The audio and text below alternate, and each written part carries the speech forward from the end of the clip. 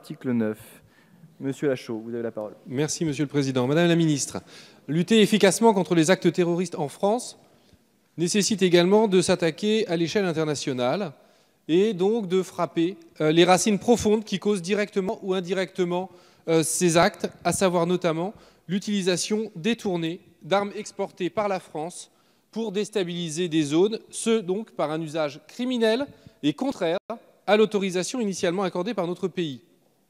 C'est pourquoi nous jugeons nécessaire de réglementer et de préciser le commerce des armes. Et donc c'est pour ça que nous déposons l'amendement 277 qui a pour but de renforcer le contrôle du Parlement sur la délivrance d'autorisations préalables d'exportation ainsi que sur les décisions de suspension, modification ou abrogation de telles autorisations.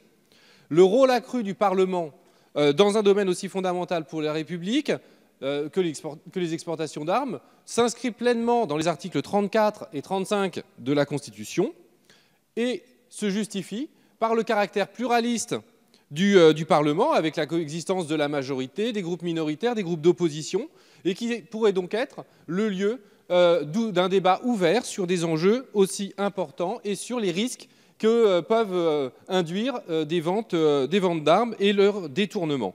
Et donc, la légitimité du Parlement nous semble très importante de par la collégialité et de par la discussion collégiale et collective qui en reviendrait. Donc c'est pour ça que nous déposons cet amendement qui est un amendement, nous semble-t-il, de bon sens et nous vous appelons à l'adopter. Merci. Merci, messieurs les rapporteurs.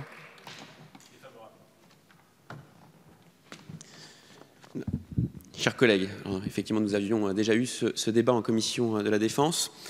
Cet amendement, comme la commission de la Défense, ici dans l'hémicycle, me paraît assez cavalier.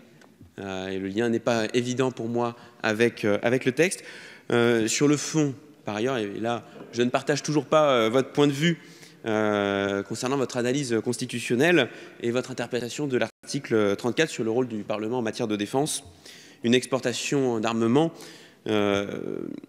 relevant avant tout d'un acte politique et diplomatique, et donc relevant d'abord des prérogatives de l'exécutif. Au-delà de cette question de principe sur le fond, maintenant, l'amendement ne pourrait être mis en œuvre compte tenu du nombre de demandes adressées à la commission interministérielle pour l'étude des exportations de matériel de guerre tout au long de l'année. Les commissions parlementaires ne pourraient matériellement pas traiter l'ensemble des dossiers. Nous l'avions déjà évoqué lors de la commission en 2016. Et je redonne le chiffre que je vous avais donné il y a quelques jours. 11 218 licences d'exportation et autres autorisations ont été délivrées. Alors, je ne sais pas si vous vous rendez compte, mais cela représente en moyenne 935 autorisations par mois, plus de 30 par jour, et autant d'avis à rendre pour les commissions parlementaires. Vous soulevez un sujet important. Notre commission y avait d'ailleurs consacré un rapport sous la précédente législature. Ses auteurs recommandaient de nommer un député et un sénateur au sein de la commission dont je parlais un peu plus tôt, avec statut de membre d'observateur. Il s'agit là d'une idée intéressante, beaucoup plus opérante, à mon avis, que la proposition qui est faite, que les commissions de la défense se saisissent de tous les avis et sur lesquels nous pourrions envisager à l'avenir d'avancer. Aussi, mon avis sera défavorable sur cet amendement. Merci. Monsieur Lachaud. Ah pardon, excusez-moi, vous avez tout à fait raison. Madame la ministre. Merci. Avis défavorable. Donc Monsieur Lachaud. J'attendais une argumentation un peu plus précise de la part de la ministre. Mais juste quelques éléments. Moi, je suis très étonné de ce que vous me dites, monsieur le rapporteur, sur la faisabilité.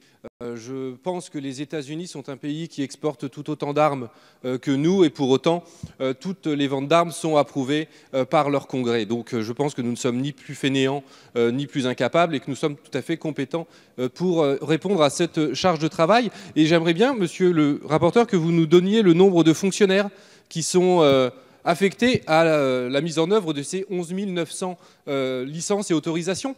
Parce qu'il en faut un certain nombre pour pouvoir les étudier consciencieusement et être sûr que ces licences sont justifiées. Et en tout cas, Ce que vous me dites, c'est que j'imagine que le ministre ne peut pas lui-même matériellement contrôler l'ensemble de ces licences. C'est-à-dire que vous nous expliquez que l'ensemble des licences et des autorisations de vente d'armes sont laissées à des fonctionnaires qui font sans aucun doute parfaitement leur travail, et il n'est pas question de le remettre en doute, mais il n'y a pas de contrôle politique sur les exportations d'armes de la France. J'espère vraiment ne pas avoir compris ce que vous m'avez dit, monsieur le rapporteur. Merci. Monsieur Lecoq. Merci, Monsieur le Président. Cet amendement a toute son importance. Moi, je crois qu'il y a un certain nombre de nos soldats qui ont péri par nos armes, par les armes que la France a vendues. Et c'est ce sujet-là qui est à l'ordre du jour. C'est ce sujet-là. Il ne faudrait pas qu'on se retrouve... Je récupère rien, monsieur. Je récupère rien. Je récupère rien. La parole est à monsieur Lecoq. Dites-moi en quoi j'ai récupéré la mort des soldats. Monsieur Lecoq, poursuivez. En quoi j'ai récupéré la mort des soldats? Les armes qui ont été parachutées sur la Libye par la France, d'après vous, ils n'ont pas été utilisés par Daesh pour aller tirer sur nos soldats? D'après vous? Alors avant de me dire que je récupère quoi que ce soit, moi j'explique que le contrôle du Parlement sur les ventes d'armes, c'est un gage de sécurité pour tous. C'est un gage de sécurité pour tous. Sans récupération. Vous récupérez. Sans récupération. Et donc, cet amendement a du sens parce qu'il permet la transparence, parce qu'il permet le contrôle que doit faire le Parlement sur l'exécutif, jusqu'à preuve du contraire. Ça fait partie de nos missions. Ça fait partie de nos missions.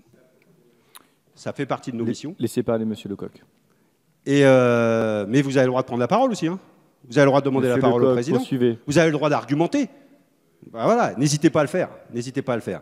Donc moi, je pense que cet amendement, puisqu'on est là pour lutter contre le terrorisme, et que dans la lutte contre le terrorisme, il y a le marché de l'armement, il y a le trafic d'armes. J'en ai parlé ce matin avec ce qui pouvait passer dans les ports, et le fait qu'on ait supprimé les contrôles de ces marchandises. Et donc j'invite vraiment à ce qu'on réfléchisse et ce qu'on élargisse le plus possible à tous dans le Parlement la possibilité de vérifier comment sont vendues les armes, à qui sont vendues les armes et pourquoi faire. À titre exceptionnel, je donne la parole à monsieur Chenu pour une dernière intervention. Non, pardon. Donc, puisqu'il n'y a plus de prise de parole, je mets aux voix l'amendement 277 qui a fait l'objet de 2 avis défavorables. Qui vote pour? Qui vote contre? Il est rejeté.